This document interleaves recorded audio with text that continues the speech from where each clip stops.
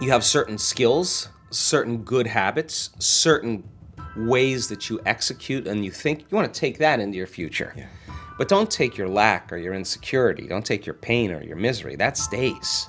Yeah. And if you can't think greater than how you feel in your life, then you're thinking in the past, and your life will stay the same.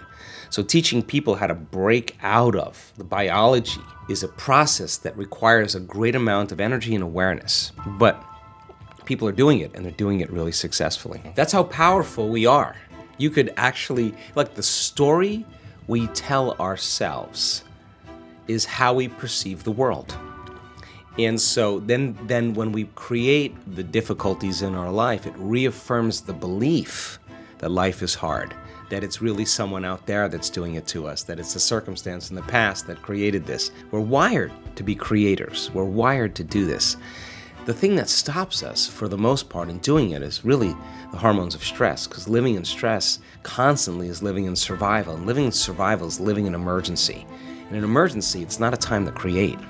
In an emergency, it's not a time to open your heart. It's not a time to learn.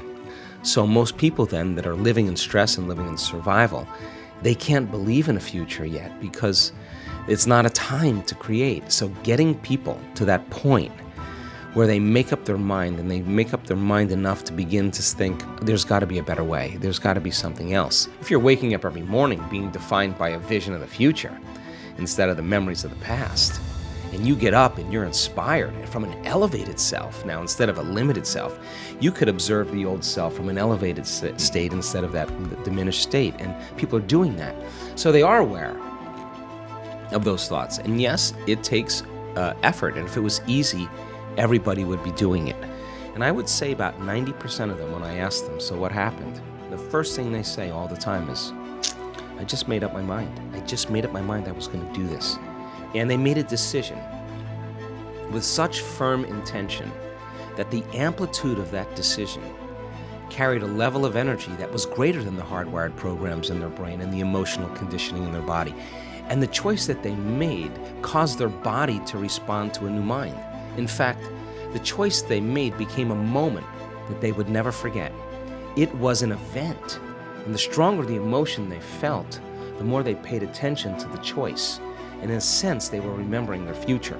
And the body emotionally was getting a sampling, a taste of the future.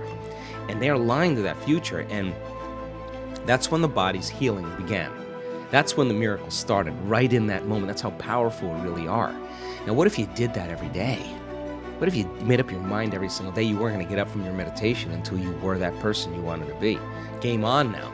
Because you'd have to do battle with all the things that are not consistent with it. And that's exactly how our brain works. So then, if you want to be wealthy, you can't feel lack. You want to be like somebody great in history, then you better execute peace in every area of your life. That's the law. We're not doomed by our genes. We're not hardwired to be a certain way for the rest of our lives. We are marvels of adaptability and change. So then what does it mean to change? Change means then to be greater than your body, greater than the body that has been conditioned emotionally to be the mind, greater than the body habituated into a predictable future, to be greater than the environment, to be greater than the conditions in your life. And if you're not being defined by a vision of the future, and you wake up every morning, it makes total sense then when you see the same people and you go to the same places and you do the exact same thing at the exact same time.